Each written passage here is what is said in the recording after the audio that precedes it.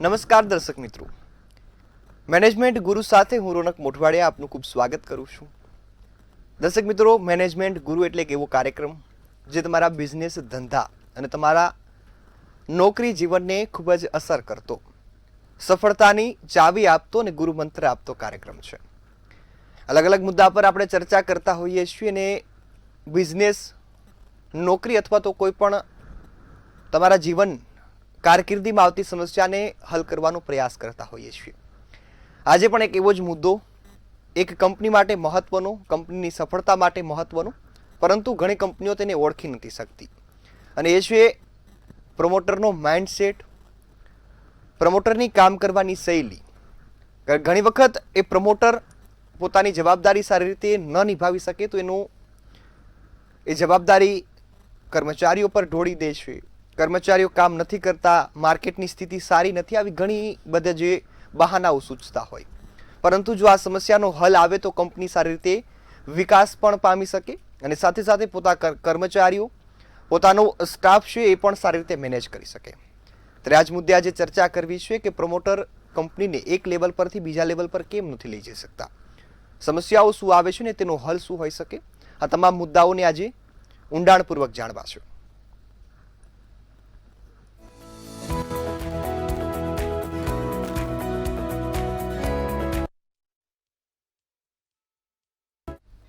દર્શક મિત્રો, મેનેજમેન્ટ ગુરુમાં કોઈ પણ ધંધાને અથવા તો નોકરીને લગતી માહિતી જોઈતી હોય તો એક નિષ્ણાંત વ્યક્તિની જરૂરિયાત ઊભી થતી હોય. એટલા જ માટે આપણી સાથે જોડાઈ ગયા છે આપણા મેનેજમેન્ટ ગુરુ ભાવેશભાઈ ઉપાધ્યાય. ભાવેશભાઈ, આપનું ખૂબ ખૂબ સ્વાગત છે મંતવ્ય ન્યૂઝ પર. Thank you. ભાવેશભાઈ, આજે ખૂબ સરસ અને મહત્વનો મુદ્દો છે કે પ્રમોટર કંપનીને એક લેવલ પરથી બીજા લેવલ પર કેમ નથી લઈ જઈ શકતા. શરૂઆત સામાન્ય સમજથી કરો અને આ મુદ્દાને ઊંડાણપૂર્વક સમજાવો. થેન્ક યુ રોનક, બહુ સરસ મુદ્દો છે.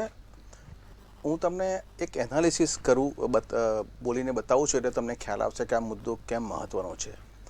ભારતમાં 82% કન્ટ્રીબ્યુશન એમએસએમઈસ અને એસએમઈસનું છે. હવે જેટલી એમએસએમઈસ અને એસએમઈસ કંપની છે એમાંથી 68% કંપની એવી છે કે જેમનો ગ્રોથ 5%થી વધારે નથી. હવે આનો અર્થ શું થયો કે કંપનીની પોતાની કેપેસિટી ગ્રો કરવાની હોય એટલી ગ્રોથ થઈ ગઈ છે ને હવે કોઈ પણ કારણસર 5%થી વધારે કંપની ગ્રો કરી શકતી નથી. હવે એમએસએમઈસ અને એસએમઈસના આની લીડરશિપ કોની હોય છે? પ્રમોટરની હોય છે. મોટા ભાગે નાની કંપનીઓમાં પ્રમોટર ડ્રીવન કલ્ચર હોય છે, અને જ્યારે કંપનીનો ગ્રોથ 5%થી વધારે ન થતો હોય અથવા તો માઇનસમાં ચાલતું હોય અથવા તો સ્ટેબલ થઈ ગયેલો ગ્રોથ હોય તો પ્રમોટરને પોતાને અવેરનેસ નથી કે આ કેમ થઈ રહ્યું છે અને એને માટે જવાબદાર કોણ છે. મોટા ભાગે પ્રમોટરની માઇન્ડસેટ એવી હોય છે કે મારા માણસો કામ કરતા નથી, હું જે પ્રોડક્ટની સેગમેન્ટમાં છું એમાં કોમ્પિટિશન વધારે છે, મારી ઇન્ડસ્ટ્રી બહુ કોમ્પ્લિકેટેડ છે અને બિકોઝ ઓફ માર્કેટને એક્સટર્નલ ફેક્ટરની લીધે હું ગ્રો થતો નથી. પરંતુ આ વાત તદ્દન ખોટી છે. હું એટલા માટે કહું છું કે કોઈ પણ સેક્ટરમાં ગમે એટલી હરીફાઈ હોય પરંતુ ચોક્કસ કંપનીઓ તો ગ્રોથ કરતી જ હોય છે. જ્યારે બીજી કંપનીઓ ગ્રોથ કરે તો તમે કેમ ગ્રોથ ન કરી શકો? એટલે મારો પોઈન્ટ આજના એપિસોડમાં એટલો મહત્ત્વનો છે કે જ્યારે પ્રમોટરને પોતાને સેલ્ફ અવેરનેસ થાય કે ભાઈ મારે હવે ક્યાં ચેન્જ કરવાની જરૂર છે. શું કંપનીની સ્ટ્રેટેજી બરાબર છે? શું કંપનીનું માર્કેટિંગ અને એનું જે પિચિંગ છે એ બરાબર છે? શું કંપની સિસ્ટમ ડ્રીવન કે ઓટોમેશન ઉપર છે? શું કંપની ઓર્ગેનિક અને ઇનઓર્ગેનિક બંને મુદ્દા પર જોડે કામ કરી રહી છે? એટલે આ બધા વિવિધ મુદ્દાઓ છે, આપણે એની ડિટેલમાં ડિસ્કશન કરીશું. પરંતુ મહત્ત્વની બાબત, કંપનીઓ ગ્રોથ નથી કરતી, એક જ જગ્યાએ જઈને સ્ટેબલ થઈ જાય છે. એની મોટાભાગની જવાબદારી બિઝનેસ લીડર પર હોય છે અને એસએમઈસ અને એમએસએમઈસના કેસમાં આ જવાબદારી કંપનીના માલિક એટલે પ્રમોટરની થતી હોય છે. જી બિલકુલ. હવે ભાવેશભાઈ, ખૂબ સરસ વાત કરી. ત્યારે મુદ્દો આવે કે પ્રમોટર કંપનીમાં અસફળ રહે તો પાવર અને ઓથોરિટીને ડેલિગેટ કરવામાં એ નિષ્ફળ ગયો હોય તો જ એ અસફળ થાય. આમાં તમારો મત શું છે? ચોક્કસ મોટાભાગના પ્રમોટર એવી માનસિકતા ધરાવે છે કે બધું જ હું કરું અથવા તો મારી નજરમાંથી કશું છટકવું ના જોઈએ. હવે આવો વિચાર એમને કેમ આવે છે કે એમને પોતાના માણસ ઉપર વિશ્વાસ નથી એવું નથી, પરંતુ એમને હંમેશા ચિંતા હોય છે કે હું જે કામ કરું છું એટલી ચોક્કસતાથી મારા માણસો કામ કરી શકશે કેમ. એટલે આ એક પ્રકારના સંશયને લીધે પ્રમોટર લોકોને જવાબદારી નથી આપી શકતા, અને ખાસ કરીને ફિનાન્શિયલ જવાબદારી. જ્યારે એ લોકોના વિચારો બહુ સારા હોય છે, પ્રોગ્રેસની વાત કરતા હોય છે, પરંતુ જ્યારે ફાઇનાન્શિયલ ઓથોરિટી એટલે કે પૈસા ખર્ચવાની જે પ્રોસેસ છે એમાં તો 10 રૂપિયાનું વાઉચર હતો પણ એમને પોતાને એવું લાગે છે કે ભાઈ મારી અપ્રુવલ લેજો તમે. એટલે આ શું બતાવે છે કે એમના વિચારો અલગ છે અને એ જે ઇમ્પ્લિમેન્ટ કરે છે અલગ છે. એટલે જ્યારે પ્રમોટર પ્રોસેસ ડ્રીવન હોય, એ ઓથોરિટી આપવા માગતો હોય, અને જ્યારે ઓપરેશનની જવાબદારી તમે તમારી ટીમ અથવા તો તમારા કર્મચારીઓની જે આખી તમારી જે સ્ટ્રક્ચર વેમાં તમારું જે ઓર્ગેનાઇઝેશન ચાર્ટ છે એને જો તમે આપો ને, તો તમે ફ્રી રહી શકો. ફ્રી કોના માટે રહી શકશો? કસ્ટમર માટે રહી શકશો, નેટવર્કિંગ માટે રહી શકશો, ઇનઓર્ગેનિક ગ્રોથ માટે રહી શકશો, માર્કેટ માટે તમે રહી શકશો, તો તમે બીજું કંઈ કામ કરશો. પરંતુ ફાઇનાન્શિયલ ઓથોરિટી ન આપવાના લીધે કર્મચારીઓની કામ કરવાની જે પ્રોસેસ છે એ તો ધીમી પડે જ છે, પણ કંપનીની સ્પીડ પણ ઓછી થઈ જાય છે. કારણ કે જ્યારે એક જ જગ્યાએ બધા ડિસિઝન લેવાતા હોય ત્યારે કંપનીનો ગ્રોથ આપોઆપ અટકી જતો હોય છે. જો તમે એવું સ્ટ્રક્ચર બનાવો કે બધા ડિસિઝન આપોઆપ લેવાય, દરેક લીડર જેટલા બી કામ કરતા હોય એમને ફૂલ ફ્રીડમ મળે અને એમના ડિસિઝન એ લોકો જ લે, જો આ કલ્ચર તમે ઊભું કરો ને, તો કંપનીમાં એક સરસ ફ્રીડમનું એટમોસ્ફિયર થાય છે, લોકોમાં ઓનરશિપ વધતી હોય છે, અને પ્રમોટર ઓપરેશનના કામોથી ફ્રી થઈ જતા હોય છે. જી બિલકુલ. ભાવેશભાઈ ખૂબ સરસ વાત કરી. કંપનીના વિકાસ માટે અથવા તો કંપનીના ગ્રોથ માટે રાઇટ ટેલેન્ટ ઓળખવું, તેને યોગ્ય દિશા આપવી અને સાથે સાથે એને કામ કરવાની પદ્ધતિ શીખવાડી, આ ખૂબ મહત્વની જવાબદારી ગણવામાં આવે છે. પ્રમોટર આમાં કેમ રીતે સફળ થાય અને કંપનીને આગળ વધારી શકે? હું એટલું ચોક્કસ કહીશ કે બિઝનેસ એટલે શું? બિઝનેસ એટલે કે પીપલ મેનેજમેન્ટ. જે લોકો પીપલ મેનેજમેન્ટ સારું કરી શકતા હોય, એટલે કે ટેલેન્ટને ઓળખી, એને ચોક્કસ જવાબદારી આપી અને એ ટેલેન્ટ ઓપ્ટિમમ લેવલ પર જો કંપનીમાં પરફોર્મન્સ કરે, એ નાનું હોય કે મોટું ઓર્ગેનાઇઝેશન હોય, તો જ લીડરશિપ એક સારી લીડરશિપ કહેવાય છે. બધું જ હું કરું એના કરતાં હું એવી ટીમ ઊભી કરું કે જે લોકો બધું કરે. જો તમે આ ભાવના કેળવશો ને, તો તમે ફ્રી રહેશો, સારું કામ થશે, અને તમારું મેઇન ફોકસ બિઝનેસ ગ્રોથ, આવતીકાલ માટે જો તમે વધારે ટાઈમ ફાળવશો ને, તો જ તમારી આજની વાત સારી રીતે સચવાશે. એટલે હું ઘણા પ્રમોટરને કહું છું કે તમારું કામ આવતીકાલ માટેનું છે અને તમારા કર્મચારીઓનું કામ આજનું છે. એટલે જો તમે નક્કી કરો કે મારે મારી કંપનીને એક લેવલથી બીજા લેવલે એટલે ગ્રોથ કરવી છે, તો મારું 90% કામ આવતીકાલ માટેનું હોવું જોઈએ, ફ્યુચર માટેનું હોવું જોઈએ. એના માટે તમારી જોડે સારી ટીમ હોવી જોઈએ. સારી ટીમને તમારે ડેવલપ કરવી પડે, સારી ટીમને તમારે નર્ચર કરવી પડે, એમને તમારા જેવા વિચારો આપવા પડે, ટ્રેનિંગ આપવી પડે, ઓથોરિટી આપવી પડે, ફિનાન્શિયલ ઓથોરિટી આપવી પડે, તો જ એ લોકોને એવું લાગે કે ભાઈ હું આ રોલ માટે પૂરેપૂરો હકદાર છું અને આ મારી કંપની છે. એટલે જો તમે આવી સંઘ ભાવના કેળવી શકો ને, તો જ તમે શ્રેષ્ઠ લીડર અને સારા પ્રમોટર છો, અને તો જ લોકો એક ઓનરશિપથી કામ કરશે અને તમે મેન્ટલી ફ્રી રહેશો અને તમે સ્ટ્રેટેજિક થિંકિંગમાં તમારો ટાઈમ સારો એવો આપી શકશો. જી બિલકુલ. ભાવેશભાઈ, તમે જે વાત કરી એ કોઈ પણ ધંધાને અથવા તો કંપનીને સફળ બનાવવા માટે ચોક્કસપણે મહત્વની ભૂમિકા ભજવી શકે, અને એ જો કદાચ અપનાવવામાં આવે તો સફળ પણ થાય. આ પછી એક મુદ્દો આવે કે પ્રમોટર અને મેનેજમેન્ટ ટીમ વચ્ચેનો કોમ્યુનિકેશન ગેપ. ઘણી વખત આપણે સાંભળતા હોઈએ કે વાતચીતમાં સમાધાન પણ નીકળે ને વાતચીતમાં ઝઘડો પણ થાય. તો આ જે કોમ્યુનિકેશન ગેપ છે એ કંપનીને કઈ રીતે અસર કરે? આ જે ઇસ્યુ છે ને એટલો બધો મહત્વનો છે, કારણ કે મેનેજમેન્ટ એટલે પ્રમોટરને એવું લાગે કે હું બધી જ ચર્ચા કરું છું મારા લીડર્સ જોડે, પરંતુ પ્રોબ્લેમ શું થાય છે કે એમના જે લીડર્સ છે ને એ નીચે કંઈ ચર્ચા કરતા નથી. એટલે પ્રમોટરને બહુ ક્લેરિટી હોય કે મારે કંપનીને ક્યાં લઈ જવાની છે, કંપનીનું શું ફ્યુચર છે, કંપની કઈ રીતે આગળ વધી રહી છે, એમની લીડરશિપને પણ એટલી જ ખ્યાલ હોય છે, પરંતુ નીચેના માણસોને તમે પૂછો તેમને કંઈ ખ્યાલ જ નથી હોતો. એટલે પ્રમોટરની ચોક્કસ જવાબદારી બને છે ટાઉન હોલ મિટિંગ કે માસ કમ્યુનિકેશનના માધ્યમથી દરેક કર્મચારીઓને છેક છેવાડાના કર્મચારી જોડે કંપનીની સ્ટ્રેટેજી, કંપનીની વ્યૂહરચના, કંપનીની પ્રોગ્રેસ, આ બધાની માહિતી નાના કર્મચારીને જો મળશે તો જ કર્મચારીને આત્મસન્માન, ગૌરવ અને કદાચ એવી લાગણી થાય કે હું આ સારી કંપનીમાં છું અને સાચી કંપનીમાં છું. પરંતુ જો તમારા વિચારો તમારા પૂરતા જ રાખો, તમારી લીડરશિપ પણ જો તમે જે કહો છો એ કમ્યુનિકેશન નીચે સુધી ન લઈ જાય, તો પછી નાના કર્મચારી જે લોકો જે પિલર્સ છે કંપનીના, અત્યારે એવું પહેલાં કેવું હતું કે કંપનીનું જે ટોપ મેનેજમેન્ટ એટલે પિરામિડ સ્ટ્રક્ચર, ટોપ લેવલ અને મિડલ લેવલ મેનેજમેન્ટ કંપનીના ગ્રોથ માટે બહુ જ મહત્ત્વનું હતું. પરંતુ અત્યારે એ પિરામિડ ઉલટું થઈ ગયું છે. એટલે જે છેવાડાના કર્મચારીઓ જે કસ્ટમર જોડે વાત કરે છે ને, એ લોકો અત્યારે કંપનીના પ્રોડક્ટિવિટી માટે અને કંપનીના ગ્રોથ માટે બહુ જ ઇમ્પોર્ટન્ટ છે. એટલે જે ઉલટું પિરામિડ ઉપર જો તમે વધારે ફોકસ કરશો, નીચેના છેવાડાના કર્મચારી જોડે તમે સારું કમ્યુનિકેશન કરશો, ક્લિયર કમ્યુનિકેશન કરશો અને તમારો ગ્રોથ, તમારી સ્ટ્રેટેજી, તમારી આવતીકાલ જો એ લોકોને જો મોટિવેટ અને ઇન્સ્પાયર કરશો તો તમે સાચા અર્થમાં શ્રેષ્ઠ પ્રમોટર છો, સારા પ્રમોટર છો અને promoter with strategy, promoter with vision તરીકે તમારી ગણના થશે. પરંતુ આ વસ્તુ અનફોર્ચ્યુનેટલી બહુ ઓછા પ્રમોટર કરે છે. એવું પ્રમોટરને એવું છે કે હું મારા જે નજીકના જે 4-5 વ્યક્તિઓ છે ને એ લોકો જોડે મિટિંગ કરું, બાકીના લોકો જોડે તો એ લોકો વાત કરતા જ હશે. પરંતુ આ માન્યતા ભૂલ ભરેલી છે. સેકન્ડ લીડરશિપ ખરેખર કમ્યુનિકેટ નથી કરતી. મારી જોડે ઘણા બધા એક્ઝામ્પલ છે. એટલે તમારી જવાબદારી બને છે કે નીચેના લેવલના કર્મચારીઓને સીધું કમ્યુનિકેટ કરો, સાચું કમ્યુનિકેટ કરો અને એમને ઇન્સ્પાયર અને મોટિવેટ કરતા રહો. ખૂબ સરસ વાત કરી ભાવેશભાઈ. અને એક્ઝામ્પલ, હવે એક ખાસ પ્રશ્ન એવો પણ ઉદ્ભવે કે કોમ્યુનિકેશન કેવું હોવું જોઈએ. એક ઉદાહરણ સાથે સમજાવજો કે ઉદાહરણ એવું કે જે કોમ્યુનિકેશનને આસાન બનાવે ને લોકો સમજી શકે કે જો મારું તમારી સાથે કેવો વ્યવહાર હોય તો આપણો સંબંધ ટકી રહે ને જે કામ કરવાની પદ્ધતિ છે તે વધુ સરળ બને. હું તમને બહુ સરસ એક્ઝામ્પલ આપું.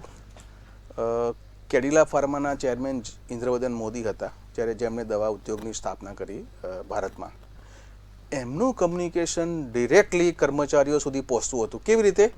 નાની ગ્રુપ મિટિંગ કરતા હતા, લોકો જોડે સંવાદ કરતા હતા અને કમ્યુનિકેશન કેવું? સાચું, એકદમ ક્લિયર. જે સાચું હોય એ બહુ સ્પષ્ટ કે કોઈ જગ્યાએ કંઈ ઇમ્પ્રુવમેન્ટ કરવાનું હોય તો પણ કર્મચારીઓને કહે કે ભાઈ આટલું તમે સારું કરી રહ્યા છો પરંતુ આટલું સારું નથી કરતા. એટલે કર્મચારીઓને પણ લાગણીથી એમની વાત સાંભળે કે આપણા જે ઓનર છે ને એ જે હશે સાચું જ કહેશે. એટલે શ્રેષ્ઠ લીડર અથવા તો શ્રેષ્ઠ પ્રમોટરની એ જવાબદારી બને છે કે કર્મચારીઓને સાચું, સરળ અને સમજાય તેવું કમ્યુનિકેશન કરે. નોટ ઓનલી વર્બલ કમ્યુનિકેશન, પરંતુ ઇન્ટરનલ ન્યૂઝ લેટર કે બીજા એવા ઘણા માધ્યમ છે જેનાથી તમે કર્મચારીઓ જોડે સીધો સંવાદ કરી શકો છો, સીધું કમ્યુનિકેશન કરી શકો છો. એટલું જ નહીં, નોટ ઓનલી કર્મચારી, તમારા જેટલા પણ સ્ટેક હોલ્ડર છે, including bank, including vendors, including તમારા સપ્લાયર્સ છે, તમારા જેટલી બી પાર્ટીઓ છે એ લોકોને બી તમારે સાચું અને ક્લિયર કમ્યુનિકેશન કરવું જોઈએ. એક શ્રેષ્ઠ ઓર્ગેનાઇઝેશન છે, હું તમને એનું નામ નથી કહેતો, પરંતુ દર 10 દિવસે એ લોકો એમના કસ્ટમર્સ અને એમના વેન્ડર્સને કંપની પ્રગતિ વિશે ઇન્ફોર્મેશન આપે છે. એટલે કેટલી સરસ વાત કહેવાય. વેન્ડરને પણ શાંતિ કે ભાઈ હું મારી જોડે રાઇટ કસ્ટમર છે, કસ્ટમરને પણ શાંતિ કે ભાઈ મેં રાઇટ કંપનીને મેં કામ સોંપેલું છે. એટલે જ્યારે તમે સાચું અને સારું કમ્યુનિકેશન કરો ત્યારે એક ટ્રસ્ટ ભાવના ઉત્પન્ન થાય છે. લોકો તમને સારી રીતે રેકગ્નાઇઝ કરે છે, એપ્રિશિએટ કરે છે અને આનો ફાયદો એકંદરે એક ઓર્ગેનાઇઝેશનને થતો જ હોય છે.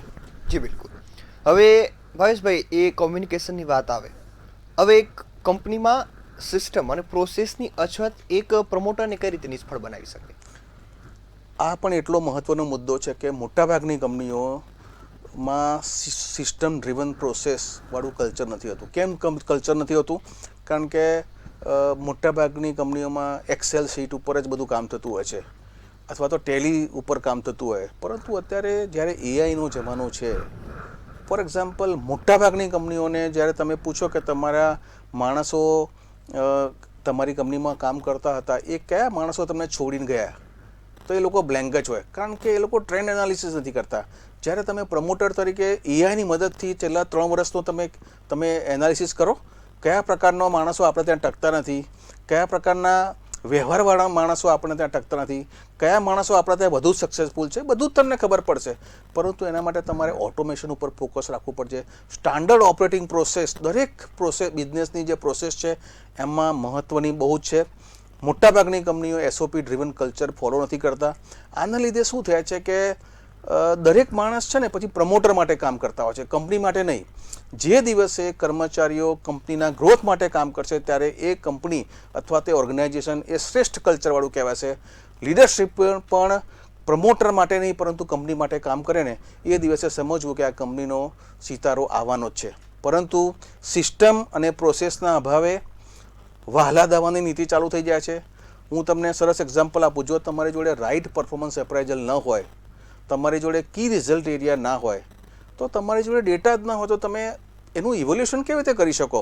કર્મચારી તમારા બોસ જોડે વ્યવહાર કેવો છે અને એની ગુડ બુક્સમાં જ છે તો જ તમે એને સારું ઇન્ક્રીમેન્ટ કે પગાર વધારો આપશો. એટલે જો તમે સિસ્ટમ ડ્રીવન પ્રોસેસ હશે તો ડેટા બોલશે કે આ કર્મચારીએ કેવું કામ કર્યું. જ્યારે ડેટા બોલશે અને ડેટાથી જ્યારે તમે એનો ઇન્ક્રીમેન્ટ આપશો તો કર્મચારીને પણ ખ્યાલ આવશે કે મારા ડેટા જ મારા પરફોર્મન્સને લીધે મને ઇન્ક્રીમેન્ટ મળે છે. એટલે સારું કલ્ચર જો તમારે રાખવું હોય, સિસ્ટમ ડ્રીવન તમારે રાખવું હોય તો તમારું જે રો મટીરિયલ્સ કંપનીમાં આવે ત્યારથી તમને પેમેન્ટ આવે છે એ બધું જ તમારે standard operating process, system driven અને ઓટોમેશનથી તમારે કરવું જોઈએ. અને હવે જમાનો આવી ગયો છે, દરેક જગ્યાએ તમે એઆઈનો ઉપયોગ કરી શકો. એઆઈ એવી વસ્તુ છે જો તમે સ્માર્ટલી એને હેન્ડલ કરશો ને તમારા માટે બહુ જ ફાયદાકારક થઈ જશે. એઆઈનો અર્થ એવું નથી કે માણસોની નોકરી લઈ લે. એઆઈનો અર્થ એવું છે કે તમને સારું વેલ્યુ એડિશન આપશે. એઆઈનો ઉપયોગ કરીને તમારી જોડે કયા કસ્ટમર છે એનું જો પણ તો તમે એનાલિસિસ કરો કે ભાઈ આવા કસ્ટમર્સ આપણી જોડે જોડાયેલા છે, આ પ્રકારના કસ્ટમર્સ આપણી જોડે જોડાયેલા નથી, ફ્યુચર મારું આવા કસ્ટમર્સને લીધે મારું ફ્યુચર સિક્યોર થશે. એવા જાતનું તમને એનાલિસિસ ઓછા ખર્ચે તમને એઆઈના માધ્યમથી અત્યારે મળી શકે છે. હું દરેક પ્રમોટર્સને આગ્રહ કરીશ કે તમારી કંપનીમાં system driven process, AI driven value added પ્રોસેસની પ્રેક્ટિસ કરો અને બધા કરતાં અલગ રહો. જી બિલકુલ. ભવેશભાઈ, હવે મુદ્દો આવે મોટિવેશનનો. તો એક પ્રમોટર ડેલિગેશન અને જે એમ્પાવરમેન્ટ છે તેમના દ્વારા ટીમને મોટિવેટ કઈ રીતે કરી શકે? કારણ કે મોટિવેશન વગર કામ કરવું શક્ય નથી. મેં તમને કહ્યું એમ પ્રમાણે બિઝનેસ એ છે ને પીપલ ડેવલપમેન્ટ અને મોટિવેશન જ છે. જ્યારે તમારે ત્યાં એક કર્મચારી કામ કરતો હોય અને જો એ મશીનની જેમ કામ કરશે ને તો લાંબો ટાઈમ નહીં કામ કરી શકશે. એક દિવસ એવો આવશે કે બોર થઈ જશે.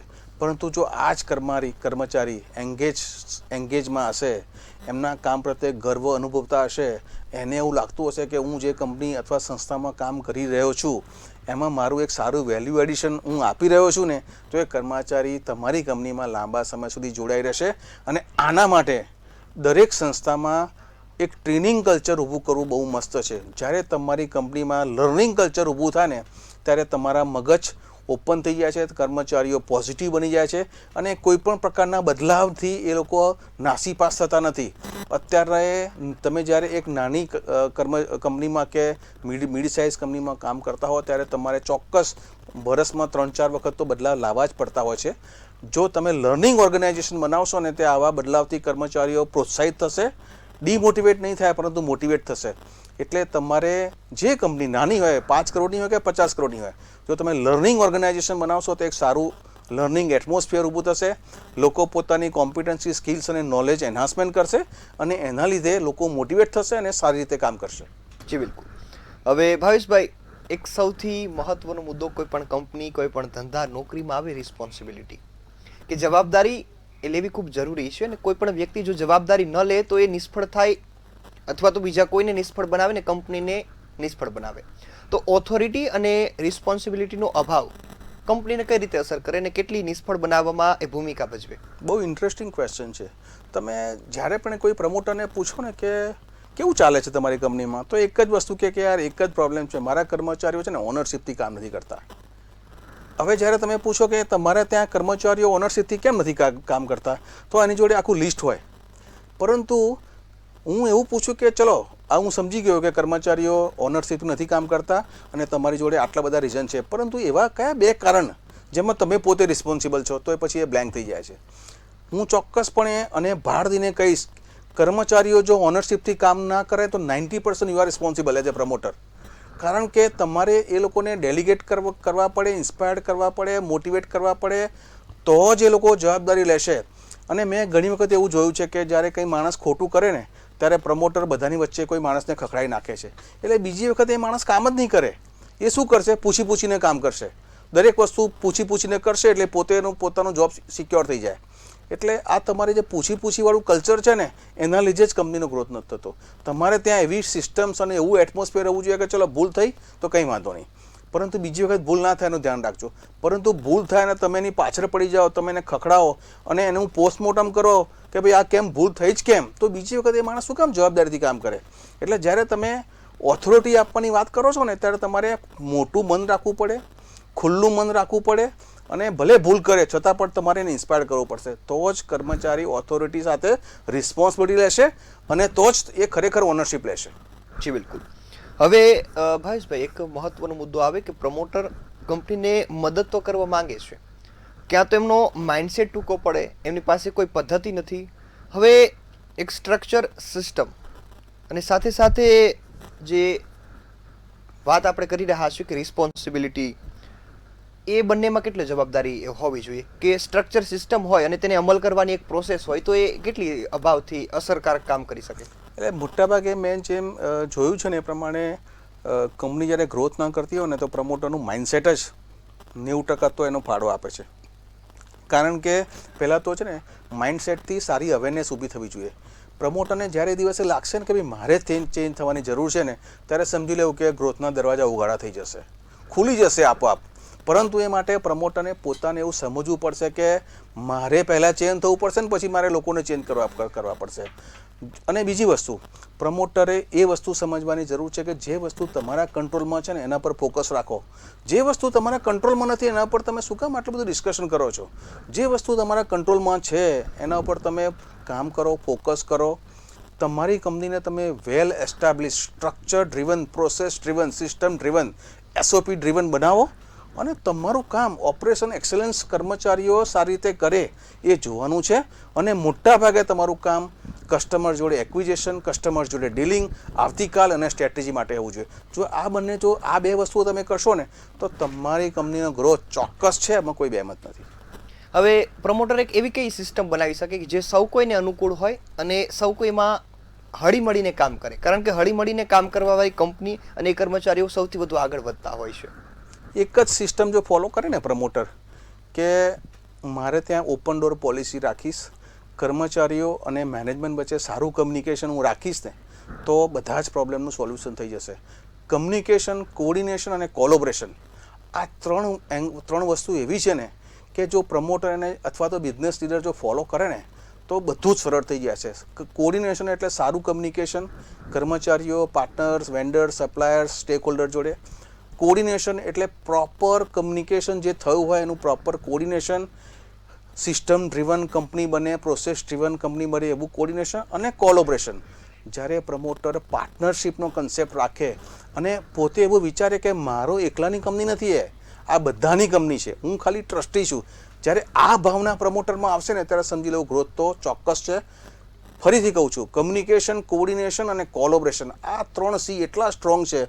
જો પ્રમોટર આને ફોલોઅપ કરશે તો ચોક્કસ ગ્રોથ થશે, એમાં કોઈ શંકાને સ્થાન નથી. જી બિલકુલ. ભાવેશભાઈ, ખૂબ સરસ વાત કરી. હવે પ્રમોટર કદાચ એ મહેનત તો પણ કરી લે પરંતુ યોગ્ય માર્ગદર્શન નથી હોતું. ખાસ માર્ગદર્શનને લઈ થોડી માહિતી આપી દેજો કે ક્યાંથી મેળવવું, માઇન્ડસેટ સુધારવા. કોઈ વ્યક્તિને આપણે જોઈએ તો પછી સમજ આવે કે મારે આ પ્રકારે બનવું જોઈએ અથવા તો આ પ્રકારે અનુસરણ કરવું જોઈએ. ચોક્કસ. આ બહુ સરસ, ફરી તમે બહુ સરસ પ્રશ્ન પૂછ્યો કે દરેક પ્રમોટર એક મેન્ટર હોવું, એક મેન્ટરની જોડે સલાહ લેવી જોઈએ. દરેક પ્રમોટર જોડે એક સારો ગાઈડ અથવા તો મેન્ટર હોવો બહુ જરૂરી છે. એ નોટ એમને ખાલી મેન્ટરિંગ કરે પરંતુ માર્કેટનું પણ થોડું એમને જ્ઞાન આપે અને પ્રમોટરને ખુલ્લા દિલે એવું કહી શકે કે ભાઈ તમારે અવેરનેસની જરૂર છે, તમારે તમારું માઇન્ડસેટ ચેન્જ કરવાની જરૂર છે, તમારા વિચારોમાં બદલાવ લાવવાની જરૂર છે, એવું કહી શકનાર એક સારા મેન્ટર દરેક પ્રમોટર જોડે હોવું જોઈએ. અને હું ઘણા પ્રમોટરને સલાહ આપું છું કે એક નહીં પરંતુ તમે બોર્ડ બનાવો, એડવાઇઝરી બોર્ડ બનાવો. જ્યારે ડિફરન્ટ બ્રેન્ડ્સ જ્યારે કંપની સાથે જોડાશે ને ત્યારે બધા જોડેથી તમે જો આઈડિયા લેશો ને તો તમને ખબર પડશે કે ભાઈ શું વિચારે છે લોકો અલગ અલગ. એટલે અલગ અલગ વિચારો, સારી મેન્ટરશીપ અને જો તમે કર્મચારીઓને પાર્ટનર બનાવશો ને તો ગ્રોથ થશે, એમાં કોઈ શંકાને સ્થાન નથી. પણ મારા કંટ્રોલમાં છે શું છે ને એના ઉપર વધારે ફોકસ કરો અને તમારું કામ આવતીકાલ માટે છે, તમારું કામ આજ માટે નથી. જો આટલું તમે જો સમજી લેશો ને તો બધું સરળ છે. જી બિલકુલ. ભાવેશભાઈ, અંતમાં મેનેજમેન્ટ ગુરુની ટિપ્સ પણ આપી દેજો દર્શક મિત્રોને કે જેથી સરળ શબ્દોમાં અને જે ટૂંકા પોઈન્ટ છે તે પણ સમજી જાય દર્શક મિત્રો. હું એકદમ તમને સરળ શબ્દોમાં 4-5 ટૂંકા પોઈન્ટ કહું છું કે એક, પ્રમોટરને એક વસ્તુ કહું છું કે બધું છોડવાનું રાખો, બધું પકડીને ન રાખો. બીજું, બિઝનેસ એ પીપલ મેનેજમેન્ટ જ છે, પીપલ ડેવલપમેન્ટ જ છે. માણસોને સાચવી રાખશો, માણસો હશે ને તો જ તમારો ગ્રોથ થશે. અને ત્રીજું, ઓપરેશનમાંથી બહાર નીકળો, આવતીકાલ માટે કામ કરો. અને લાસ્ટ, મારું એકલાની કંપની નહીં પરંતુ બધાની કંપની છે એવો ભાવ રાખો અને લોકો જોડે રખાવડાવો, તો જ તમારો ગ્રોથ થશે. એમાં શંકાને કોઈ સ્થાન નથી. Wishing you all the best. જી બિલકુલ. ભાવેશભાઈ, ખૂબ સરસ માહિતી આપી. કદાચ માહિતી એક પ્રમોટર અથવા તો કોઈ કર્મચારી પણ પોતાના જીવનમાં અપનાવે ને તો કદાચ એ સફળતાના ચાન્સ વધી જતા હોય છે. ચોક્કસ. આપ અમારી સાથે જોડાયા મહત્વના મુદ્દા પર ખૂબ સરસ માહિતી આપી બદલ આપનો ખૂબ ખૂબ આભાર. થેન્ક યુ રોનક. તો દર્શક મિત્રો, આ હતા ભાવેશભાઈ ઉપાધ્યાય અને જેઓએ એક પ્રમોટરને કંપનીમાં કઈ રીતે વર્તન કરવું, કંપનીમાં કઈ રીતે કામ કરવું ને પ્રણાલી અપનાવવી એ વિશે માહિતી આપી. ફરીથી એક મેનેજમેન્ટ ગુરુના નવા એપિસોડમાં મળીશું, એક નવા મુદ્દાની ચર્ચા કરીશું અને ધંધાને વધુ સરળ બનાવવાનું મંત્ર મેળવીશું. ત્યાં સુધી મને રજા આપશો. નમસ્કાર.